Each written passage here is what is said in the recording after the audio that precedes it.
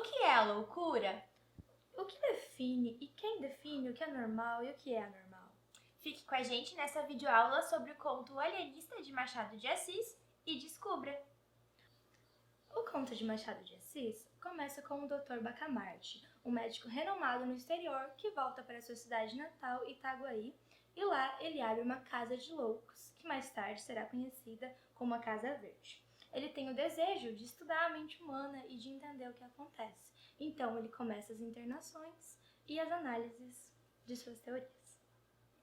Bom, a obra O Alienista, ela foi publicada inicialmente no periódico A Estação e mais tarde ela foi publicada no volume Papéis Avulsos, em 1882, cerca de 18 anos antes da publicação da obra Dom Casmurro, que é conhecidíssima, do Machado de Assis.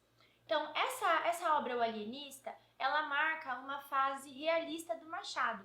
Como vocês sabem, o Machado nem sempre foi realista. A primeira fase dele, uma fase mais imatura, ele seguia a corrente do romantismo, Então ele tinha algumas obras assim, mais idealizadas, que falavam de um amor, falavam de uma coisa mais utópica.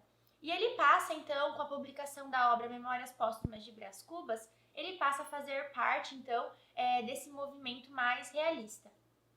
Ao longo desse conto, que alguns críticos tratam como novela devido à extensão dele, As edições mais recentes chegam a ter 85 páginas, mas como Machado publicou ele como um conto, a gente vai tratar ele como um conto, a gente vai ter algumas características que são próprias das obras do Machado, como a crítica à sociedade, a verossimilhança, a análise psicológica dos personagens, um narrador que conversa com o leitor, a questão da ironia, do sarcasmo. Então essa obra, O Alienista, é uma obra extremamente rica do Machado de Assis. Ela foi feita, dividida em 13 capítulos e conta, como eu já falei para vocês, com um narrador onisciente, que sabe de tudo que os personagens estão pensando, ele sabe de tudo o que está acontecendo em Itaguaí. Em alguns momentos ele conversa com o leitor, o que já é típico também da escrita do Machado, ele fez isso também em Dom Casmurro. Agora, com relação aos personagens, nós vemos o Dr. Simão Bacamarte, que é o protagonista da história, e a Dona Evarista, que é a sua esposa. Ele escolhe a sua esposa, inclusive, por ela ter os seus atributos simplesmente científicos e que ela vai poder, segundo o Dr. Bacamarte, lhe conceder vários filhos e saudáveis. Que é mais uma ironia da obra, porque ela acaba não concedendo filho nenhum para ele. Nós temos também o Crispim Soares, que é o boticário da cidade e é o melhor amigo do Dr. Bacamarte. E desde o começo, ali, quando o Dr. Simão começa a internar os loucos na Casa Verde, o Crispim está sempre do lado dele. Tudo que o Dr. Bacamarte fala a respeito da ciência, o Crispim sempre concorda com ele, mesmo às vezes não entendendo nada, ele sendo assim bem bobo, bem ingênuo, ele sempre está do lado do Dr. Bacamarte. Até que lá no meio da história, quando ele vê que o povo está ficando revoltado com o Dr. Bacamarte, ele meio que pula fora e depois ele acaba voltando de novo pro lado do Dr. Simão. Então, dentro da obra, o Crispim vai ter aí esse papel bem relevante. Além dele, a gente vai ter também o Padre Lopes, que é o vigário da cidade, e que ele vai estar representando a figura da religião dentro da obra do Machado. Agora a gente tem os dois líderes das duas revoluções, que são dois barbeiros. Tem o Porfírio, que lidera a primeira revolução, a Revolução dos Canjicas, que a sua participação ela é muito importante, porque ele representa o desejo do poder, o desejo de acabar com os vereadores da cidade e tomar o poder para ele. Então ele vai liderar a primeira revolução que visava tirar o Bacamarte da Casa Verde, que acabou não dando certo, mas um pouco depois Ele se juntou ao Bacamarte, um pouco depois a gente vai falar mais na análise. E também tem o João Pina, que ele lidera a segunda revolução, e ele também era um outro barbeiro que acaba tendo o mesmo final do Porfírio. Então, a obra O Alienista, ela vai estar baseada o tempo todo em cima de 3 teorias científicas que o Dr. Simão Bacamarte desenvolve. Claro que essas teorias elas aparecem em momentos distintos, sempre uma teoria vai anular a teoria anterior. Como o Dr. Simão ele idolatrava a ciência, para ele a ciência era como se fosse um deus, a ciência nunca iria errar. Então, conforme ele vai observando que os experimentos dele não estão sendo bem sucedidos, ele troca a teoria dele, mas nunca admitindo que a ciência está errada, sempre adaptando os princípios científicos dele. Então, a primeira teoria que ele vai utilizar quando ele funda a casa de Orates, né, a casa dos loucos, é que são loucas as pessoas que apresentam um comportamento anormal de acordo com aquilo que a maioria pensa. Então, se as pessoas todas se encaixam dentro de uma caixinha, aquele que está fora da caixa vai ser o louco e vai ser internado pelo Dr. Simão. A segunda teoria dele, ela é em cima de que agora os loucos são os leais, os justos e os honestos. São as pessoas que são consideradas antes normais, mas segundo o Bacamarte é porque elas escondem a sua loucura. Então ele vai trocar todas as pessoas que são na Casa Verde e vai colocar as pessoas que são ao contrário do que eram antes. Então, as pessoas que se enquadravam naquela caixinha agora são consideradas loucas por ele. É nesse momento no conto que vai estar acontecendo então a primeira revolução. Porque quando o Dr. Bacamarte começa a internar as pessoas, elas realmente são loucas, são aceitas como loucas, têm comportamentos que a sociedade considerava como comportamento de gente louca. Mas com o tempo, o Dr. Bacamarte ele passa a ver loucura em lugares e comportamentos que as outras pessoas não enxergam loucura. Então, se você ama demais, se você está muito apaixonado, você vai para a casa de loucos. Você ganhou uma fortuna e você gastou a fortuna emprestando dinheiro para os outros, você vai para a casa de loucos. Então, ele começou a ver loucura onde não existia. E isso gerou uma revolta muito grande nas pessoas.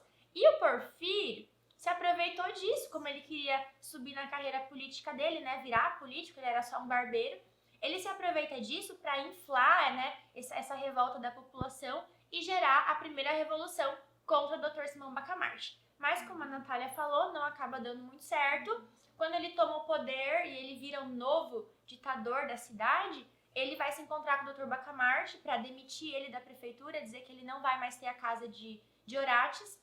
Mas o Dr. Bacamarte, com todo o lero-lero científico dele, acaba convencendo o Porfírio e continua a internar pessoas na Casa Verde. A terceira teoria, ela já vai ser lá pro final do livro, quando o Bacamarte, ele realiza que ele é o único ser perfeito de Itaguaí, então só ele pode ser louco, então ele se interna na Casa Verde. E é ali que ele vai acabar morrendo no final. Mas afinal, qual foi então o objetivo do Machado de Assis com esse conto? Certamente o Machado não estava em momento nenhum querendo falar sobre a loucura. Esse nunca foi o discurso que interessou para ele, que né? definia realmente a loucura, os precedentes, ou realmente explicar as teorias do Bacamarte, porque em nenhum momento do conto ele explica exatamente com os dizeres científicos do que é a loucura, ele só joga lá. Então, o que a gente percebe é que o Machado, no fundo das contas, ele nunca se importou com essa questão da loucura, mas ele se importava, sim, em criticar a questão do discurso científico. O Machado, nesse momento da carreira dele, ele se opunha severamente ao cientificismo, porque ele acreditava que esse cientificismo era uma nova forma de religião. Assim como as pessoas antes na Idade Média, logo em sequência ali, adoravam, né? Tinha o cristianismo e a religião era acima de tudo, e pela religião foram feitas várias coisas. Assim agora o Machado via também a ciência.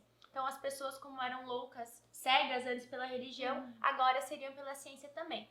Então no conto do alienista, o Machado vai trazer essa crítica.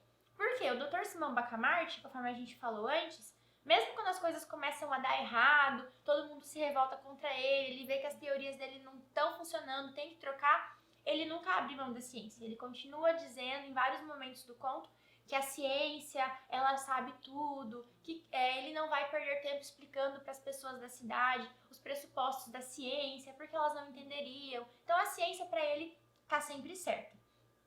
A gente pode perceber então que dentro da obra do Machado, ele vai trazer crítica a alguns pontos da sociedade então. Ele vai colocar um pouco da crítica na questão do poder, da relação com a igreja, essa própria relação da ciência, então a gente vai ver isso um pouquinho agora.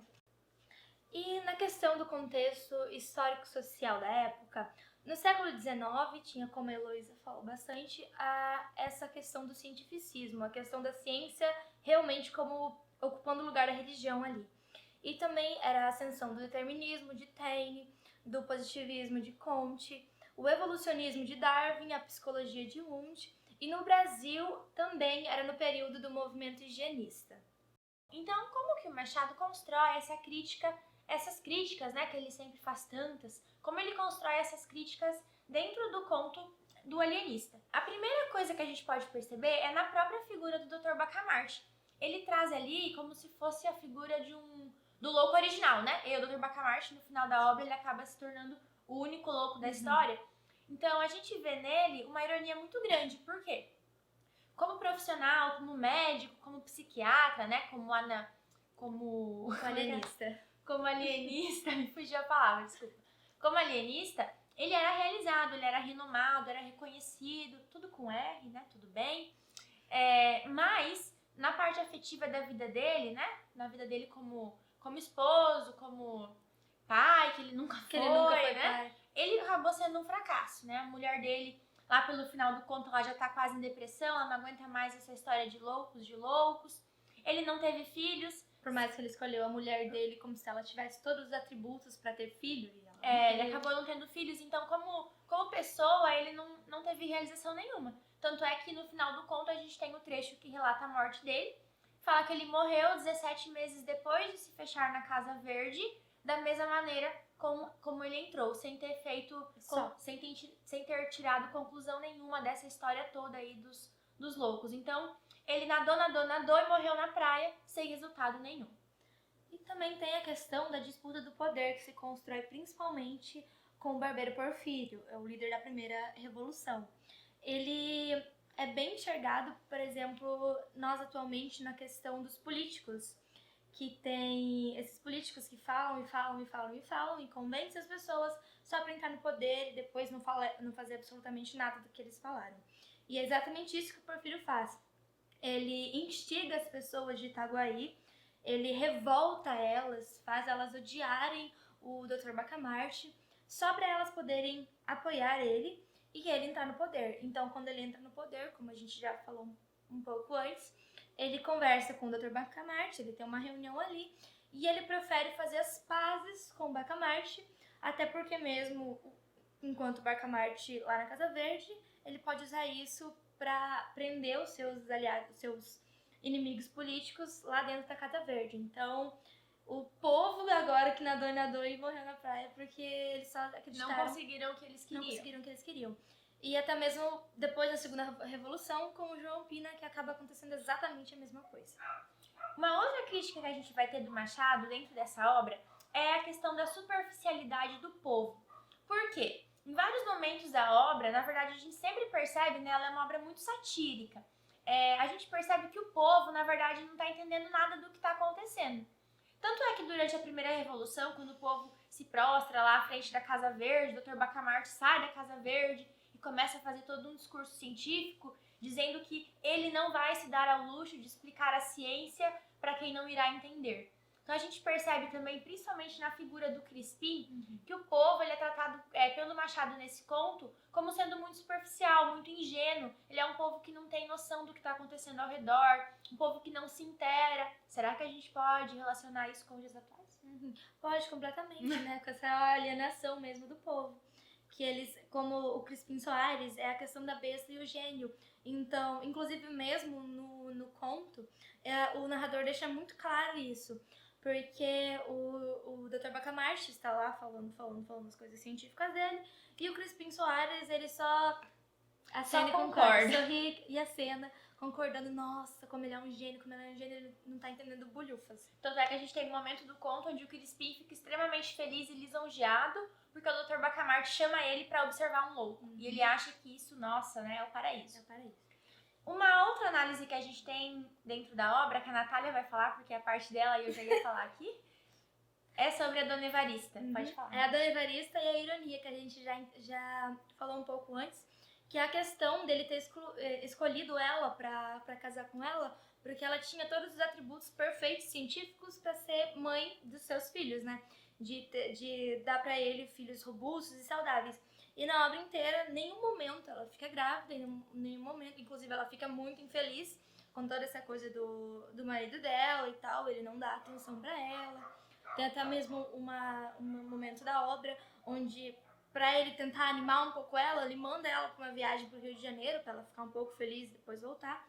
Quando ela volta, inclusive, o povo de Itaguaí pensa nela como uma possível solução pro problema que eles estavam enfrentando com o Dr. Bacamarte, mas não dá em nada. Então ela só fica depressiva, depressiva e depressiva.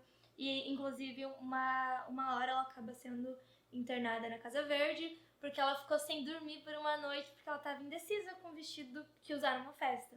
Então, até ela foi internada na Casa Verde.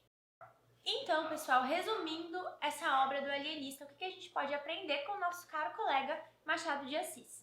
Bom, a coisa que a gente mais percebe, então, nessa obra, o alienista vai ser essa crítica a esse cientificismo velado da época, onde a gente vai ter aí teorias como a do Darwin, do positivismo, do determinismo, que acabam, digamos assim, cegando, né, a sociedade. Até depois o nazismo vai se utilizar de algumas dessas teorias. Uma falsa interpretação da teoria do Darwin, do evolucionismo, vai ser usada para criar a eugenia, né? A noção de que os europeus eram mais importantes, mais desenvolvidos, mais evoluídos que as outras raças. Então, foi utilizado de uma maneira bem negativa. Outra coisa que a gente percebe, então, é que essa obra inaugurou a fase realista do Machado, como a gente comentou lá no começo, e que ao tentar contar, então, essa história desse doutor que tenta explicar por meio da ciência a loucura, o Machado acaba apenas mostrando que a ciência por si só é uma coisa incerta. No final das contas, o Dr. Bacamarte acabou morrendo sozinho. Então a ciência não seria merecedora de toda essa adoração que lhe era dada. Tudo é relativo. Até mesmo é uma grande crítica a esse endeusamento da ciência. Porque o Machado, até mesmo em outros livros e contos dele, ele traz essa coisa da crítica de você endeusar realmente a ciência, tratar a ciência como uma religião, ou até mesmo a religião endeusada, né? Ou como a crítica aos excessos. Então, o Dr. Bacamarte, ele tinha esse excesso, esse amor tão grande pela ciência, tanto que ele nunca negava ela, ele sempre só mudava as suas teorias, para ele sempre estar certo, para a ciência sempre estar certo. E essa é uma grande crítica, uma das maiores críticas do conto, junto com a crítica do jogo do poder e a questão da alienação da sociedade, que a sociedade era alienada pelo Dr. Bacamarte nas questões científicas e pelo Porfírio e depois o João Pina, os dois barbeiros que estavam loucos pelo poder e enganaram as pessoas para ficarem vereadores da cidade e dominarem o poder da cidade. É um negócio tão louco que o Machado faz que, nessa história toda do Dr. Simão Bacamarte, ele começa sendo um cientista que trata loucos, em seguida esses loucos viram sãos e quem era são vira louco, vai pra Casa Verde, depois todo mundo já virou são e o louco da história acaba sendo ele. Então o Machado só comprova como esse discurso da ciência, assim como qualquer outro discurso, ele pode ser uma coisa incerta. Ele não é uma certeza absoluta, vamos usar aqui uma coisa redundante, né? Não é uma certeza absoluta. Ele é uma coisa que tá sujeita a sofrer modificações e alterações e críticas e etc e tal. Então, para finalizar aqui a nossa análise, eu vou deixar para vocês um questionamento de um pesquisador chamado Moisés Massotti. Em 2010, ele fez um artigo, né, analisando também essa obra do Machado de Assis, o Alienista, que ele fala assim: o alienista é uma interpretação condensada na angústia do homem em face de sua condição de alienado na terra onde vive, e sua prisão apenas desfeita pela morte ou pela loucura impiedosa. É o problema do homem de sempre em face das mesmas interrogações. O que é certo, o que não é, a verdade, quem está isento, o que vale e o que não vale. Então, nesse conto do Machado de Assis, essa é a nossa reflexão final. O que é a loucura, quem a define, o que é normal, o que não é normal. Essa era a crítica do nosso caro colega Machado. Seria isso, a gente espera que vocês tenham gostado, compreendido um pouco da nossa análise, do nosso resumo, nossas loucuras aqui. Quem não leu a obra ainda pode pesquisar no Google, ela está em domínio público. É uma obra muito interessante do Machado, assim como todas as outras que ele escreveu. E a gente espera que vocês tenham entendido então e compartilhado com esse enredo maravilhoso criado pelo nosso amigo Machado de Assis. Então até a próxima, muito obrigada, até mais!